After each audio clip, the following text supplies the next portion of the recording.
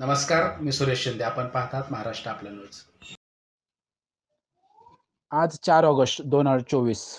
आज आषाढी अमावस्या देखील आहे. त्यालाच आपण दीप अमावस्या किंवा दिव्यांची आवस असे देखील म्हणतो.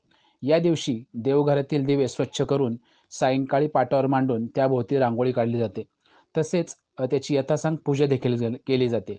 या पूजेला कणकेचा दिव्यांचा देखील नैवेद्य दाखवला जातो. तसे करणे हा परंपरेचा एक भाग आहे.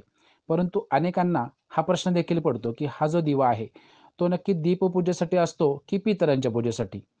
अमावस्याच्या तिथीला पितरांचे स्मरण करून त्यांना नैवेद्य देखील दाखवला जातो. तसेच दानधर्म देखील केला जातो.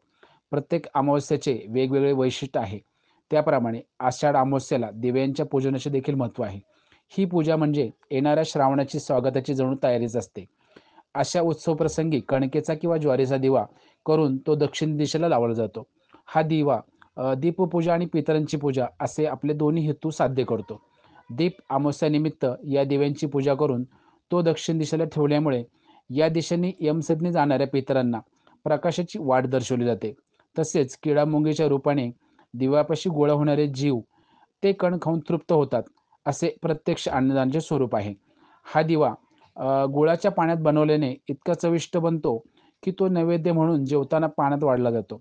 मनुष्याला एक वेळ सणवार लक्षात राहणार नाही, परंतु पोटातून गेलेला मार्ग तो सहसा विसरत नाही. कणकेचे दिवे या सणांची ओळख बनून प्रतिवर्षी आपण या परंपरेची आपल्याला आठवण करून देत असतात. सर्वसामान्य घरातले लोकही या पदार्थाचा आस्वाद घेऊ शकतात. एवढा तो सोपा आहे व बिनखर्चिक देखील आहे. या दिव्यात साजूक तूप घालून खाल्ले असता त्याची चव देखील आणखी वाढली जाते. हे दिवे आपल्याला आवडतात, तर ते खाऊन आपले पितर आणि सूक्ष्मजीव जीवाणू का बरे तृप्त होणार नाही, असा देखील आपल्याला मनात कधी-कधी प्रश्न देखील होतो. आणि त्यासाठीच आपण जे दीप अमावस्या आहे, त्या दिवशी आपण कणकेच्या दिव्यांचे प्रयोजन करतो.